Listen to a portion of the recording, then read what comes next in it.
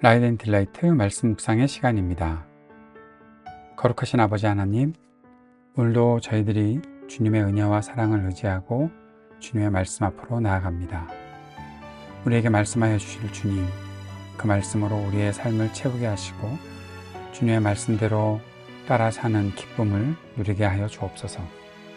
우리에게 지혜를 주셔서 말씀을 깨닫게 해주시고 우리에게 능력과 힘을 허락해 주셔서 주의 말씀대로 순종하며 살아갈 수 있도록 우리 안에 역사해 주옵소서. 주님의 도우심을 구합니다. 연약한 우리에게 성령의 충만함을 허락하여 주옵소서. 예수님 이름으로 기도드립니다. 아멘. 오늘은 역대하 11장 말씀을 함께 읽고 묵상하도록 하겠습니다. 역대하 11장 세번역 성경으로 읽겠습니다.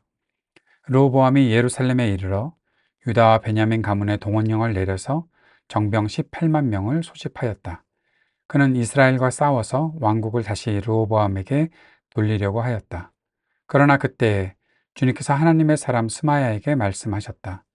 너는 솔로몬의 아들 유다의 르호보암 왕과 유다와 베냐민 지방의 온 이스라엘에게 이 말을 전하여라. 나 주가 말한다. 일이 이렇게 된 것은 내가 시킨 것이다. 너희는 올라가지 말아라. 너희의 동족과 싸우지 말고 각자 집으로 돌아가거라. 그들은 이러한 주님의 말씀을 듣고 여로보암을 치러 가던 길을 멈추고 돌아섰다. 르호보암은 예루살렘에 자리 잡고 살면서 유다 지방의 성읍들을 요새로 만들었다. 베들레헴과 에담과 드고아와 벳술과 소고와 아둘람과 가드와 마레사와 십과 아도라임과 라기스와 아세가와 소라와 아엘론과 헤브론이 그가 유다와 베냐민 지방에 세운 요새 성읍들이었다. 그는 이 요새 성읍들을 강화하고 거기에 책임자를 임명하고 양식과 기름과 술을 저장하여 두었다. 각 성읍마다 방패와 창을 마련하여 두어 성읍들을 크게 강화하였다. 이렇게 유다와 베냐민은 르호보암의 통치하에 들어갔다. 이스라엘 전국에 있던 제사장들과 레위 사람들이 모두 자기들이 살던 지역을 떠나 르호보암에게로 왔다.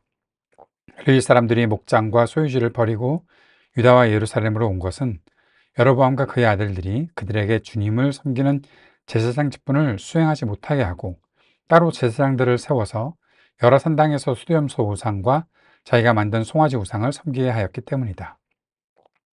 이 밖에도 이스라엘 모든 지파들 가운데서 주 이스라엘의 하나님의 뜻을 찾기로 마음을 굳힌 이들이 주 조상의 하나님께 제사를 드리려고 레위 사람을 따라 예루살렘에 왔다. 그들은 유다 나라를 강하게 하고 솔로몬의 아들 르호보암의 왕권을 확고하게 하여 주었다. 그러나 그것은 3년 동안뿐이었다. 르호보암이 다윗과 솔로몬의 본을 받아 산 것이 3년 동안이었기 때문이다. 르호보암은 마할랏을 아내로 맞이하였다. 마할랏은 아버지 여리못과 어머니 아비하일 사이에서 태어난 딸이다.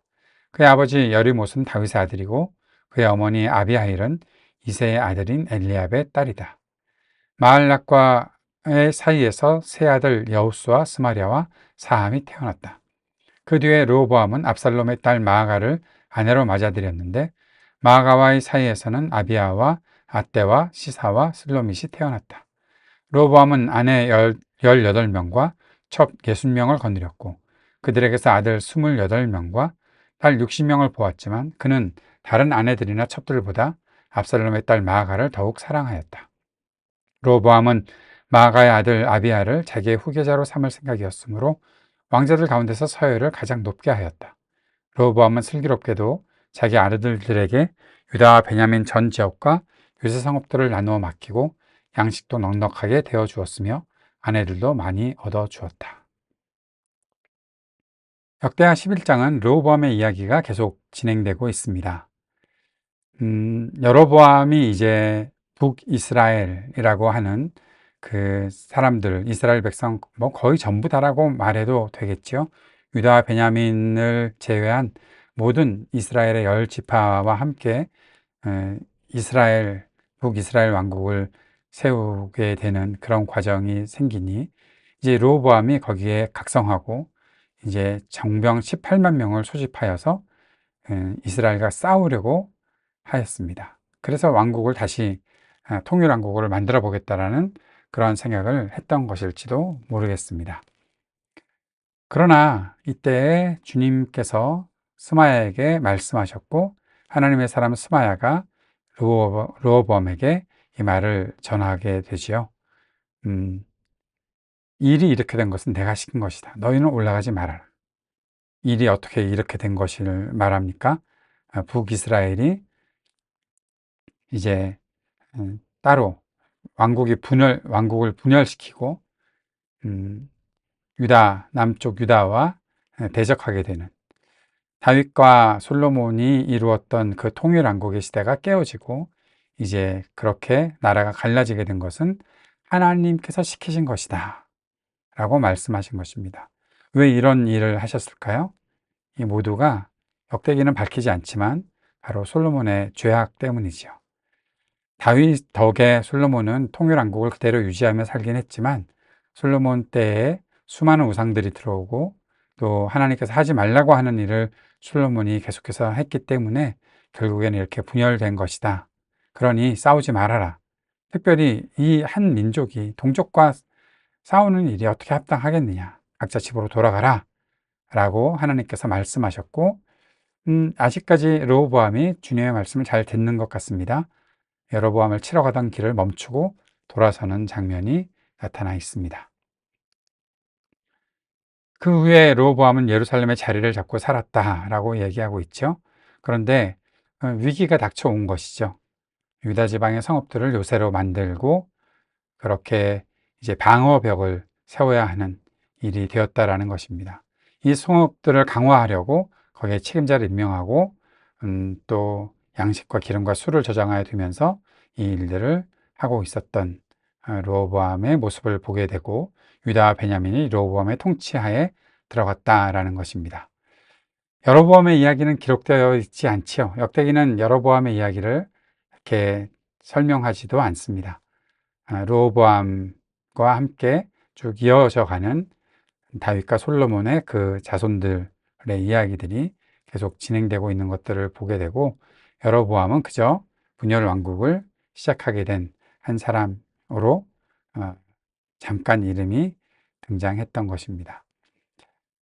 역대기가 어떤 목적으로 쓰여졌는지 우리가 알고 있기 때문에 거기에 대해서 더 이상 이야기하지 않지만 그럼에도 불구하고 르호보암이 하는 일들이 과연 하나님께서 정말 기뻐하시는 일이었나는 생각해 보아야 할 것입니다. 지금까지는 복을 받고 있는 것 같습니다. 왜냐하면 하나님께서 말씀을 하실 때 듣기는 들었으니까요. 예. 그런데 그 다음 본문에서 재밌는 본문이 있습니다. 자, 제사장과 레위인들이 남쪽 유다로 오게 되는 일들이 생기게 되었습니다. 여로보암과 함께 있는데 여로보암은 제사를 못 드리게 했던 거죠. 14절에 보니까 여로보암과 그의 아들들이 그들에게 주님을 섬기는 제사장 직분을 수행하지 못하게 하고 따로 제사장들을 세워서 산당에서 수렴소 우상과 자기가 만든 송아지 우상을 섬기게 했다. 이게 여로보암이 했던 일입니다. 하나님께서 여로보암에게 말씀하신 것이 있고 그리고 그가 하나님 말씀을 잘 따르게 되면 하나님께서 그를 강하게 또 세워주실 텐데 그렇게 하지 않고 지금 여로보암은 우상을 섬기는 일을 또 행했던 것이죠. 그런데 이때 그 제사장 직분을 갖고 있던 사람들이 우상을 섬기는 일을 하지 못하겠다 하여서 하나님께 제사를 드리기 위해 그 예루살렘으로 온 것입니다. 그런데 16절에 보니까 이 밖에도 이스라엘 모든 지파들 가운데서 주 이스라엘의 하나님의 뜻을 찾기로 마음을 굳힌 이들이 같이 레위 사람들을 따라서 예루살렘으로 왔다라고 말하고 있습니다. 다시 말하면 북이스라엘은 지금 우상을 섬기고 있는 이런 일들이 계속 자행되고 있었을 때 남쪽 유다에서는 아직까지는 르호보암이 다스리고 있고 르호보암이 정말 부족한 사람이지만 하나님을 향해 제사를 드리는 일들이 있었고 선지자가 말할 때 그 왕도 선지자의 말을 들었던 일들이 있었기 때문에 지금 이렇게 그들이 왔다는 거죠. 그리고 17절을 보니까 그들이 유다 나라를 강하게 하고 누가요? 레위 사람들, 제사장들, 하나님의 뜻을 찾기로 마음을 굳힌 이들이 유다 나라를 강하게 했다. 솔로몬의 아들 르호보암의 왕권을 확고하게 해주었다. 무엇으로요? 하나님을 섬기는 마음을, 하나님을 섬기는 그 모든 행동들을 통해서 르호보암의 왕권을 확고하게 해주었다라는 겁니다. 그러나 그것이 3년밖에 되지 않았다. 르호보암이 다윗과 솔로몬의 본을 받아 산 것이 3년 동안이었기 때문이다. 물론 열왕기를 우리가 잘 알고 있다면 솔로몬의 본을 받아 살았다? 와, 이게 무슨 얘기지? 라고 생각할지 모르겠으나 아직까지 르호보암이 하나님의 뜻을 따라서 살아가고 있고, 앞에서 우리가 솔로몬에 대한 이야기들을 했을 때 솔로몬의 좋은 점만 역대기에서는 부각시켰기 때문에 솔로몬의 본을 따라서 살았다라고 말했던 것이 바로 그런 이유가 있고, 르호보암이 3년 동안은 그렇게 했다라고 말하고 있는 것입니다. 3년만 하면 안 되잖아요. 그런데 르호보암은 3년 동안은 그렇게 하나님을 잘 섬겨서 왕국을 굳건하게 했다라는 거죠. 그리고 나서 르호보암의 가족들을 소개하고 있습니다. 르호보암이 마할랏을 아내로 맞이했는데, 마할랏은 그 여리못과 아비하일 사이에서 태어났고, 여리못은 다윗의 아들이었고, 아비하일은 이세의 아들인 엘리압의 딸이다라고 그렇게 말하고 있습니다. 여리옵과 아비하일 사이에서 태어난 마할랏을 아내로 맞이했다라는 거죠. 그 사이에서 세 아들 여우스와 스마랴와 사함이 태어났는데, 르호보암이 압살롬의 딸 마아가를 아내로 또 맞아들였습니다. 근데 마아가를 더 많이 사랑했던 것을 21절 하반절에 볼 수 있습니다. 다른 아내들 첩들보다 마아가를 더욱 사랑했다. 뭐 아내와 첩들이 몇 명이라고요? 예, 합해서 78명이 되는 것 같으네요. 아버지만큼은 안 되는 것 같은데, 예, 아무튼 그래도 많은 아내들을 거느리고 있습니다. 압살롬의 딸 마아가를 왜 더욱 사랑했을까요? 추측해 보기는, 제 개인적인 추측으로는 압살롬의 딸이니까 정말 참 아름답고 예쁘지 않았을까. 압살롬의 외모가 굉장히 뛰어났었잖아요. 그러니까 그의 딸도 아빠를 닮았으면 그렇게 아름다운 여인이었겠죠. 그래서 아마 르호보암이 마아갈도 사랑하지 않았나? 그 사랑하는 마음이 어떻게 나타났냐면 마아가의 아들 아비아를 자기 후계자로 삼는 것으로 나타났다라는 것입니다. 23절을 읽으면서 제가 참 마음이 좀 그랬는데, 르호보암은 슬기롭게도 자기 아들들에게 유다와 베냐민 전 지역과 요새 성읍들을 나누어 맡기고 양식도 넉넉하게 대주고 아내들도 많이 얻어주었다라고 말하고 있습니다. 슬기롭게도, 그가 무슨 슬기를 가지고 있었을까요? 결국 자기 아들들이 싸우지 않게 여기저기 잘 나누어 맡겨서 서로 다툼이 없도록 만든 일들을 했기 때문에 슬기롭다라고 말을 한 것 같은데, 르호보암이 왕이었잖아요. 왕이라면 그의 슬기가 어디에 쓰임을 받아야 하겠습니까? 그는 슬기로움을 가지고 어떻게 했어야 됐죠? 음, 자기 백성을 위해서 살아야 되잖아요. 자기 백성이 고통받고 있었는데, 결국 고통받는 백성들의 이야기를 들어주지 않았기 때문에 나라가 분열되지 않았습니까? 물론 그 이유 원인은 딴 데 있지만 그 결과가 르호보암을 통해서 나타났는데, 그의 슬기가 그때 발휘되었어야 하는 거 아닌가. 자기 아들들에게 발휘되고 있는 이 슬기로움을 보면서 참 안타까움이 많이 있습니다.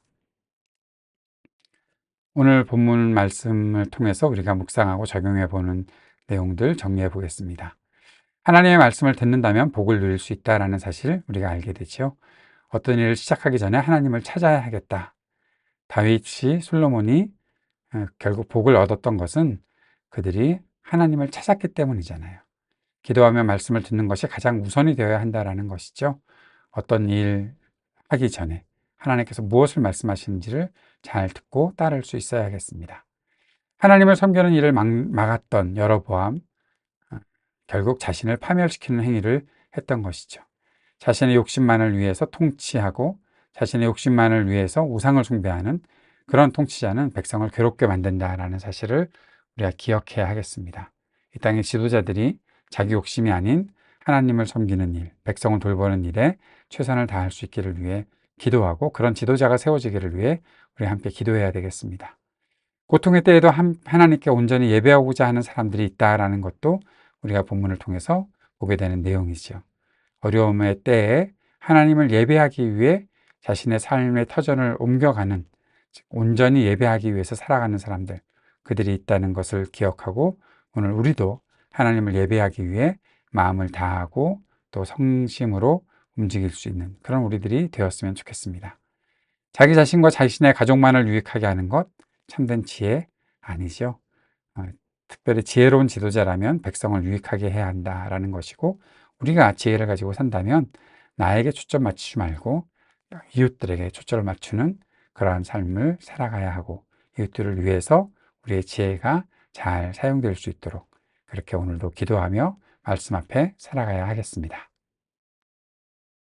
주님께서 가르쳐 주신 기도 함께 드리겠습니다.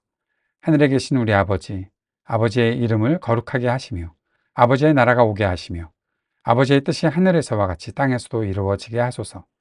오늘 우리에게 일용할 양식을 주시고 우리가 우리에게 잘못한 사람을 용서하여 준 것 같이 우리 죄를 용서하여 주시고 우리를 시험에 빠지지 않게 하시고 악에서 구하소서. 나라와 권세와 영광이 영원히 아버지의 것입니다. 아멘.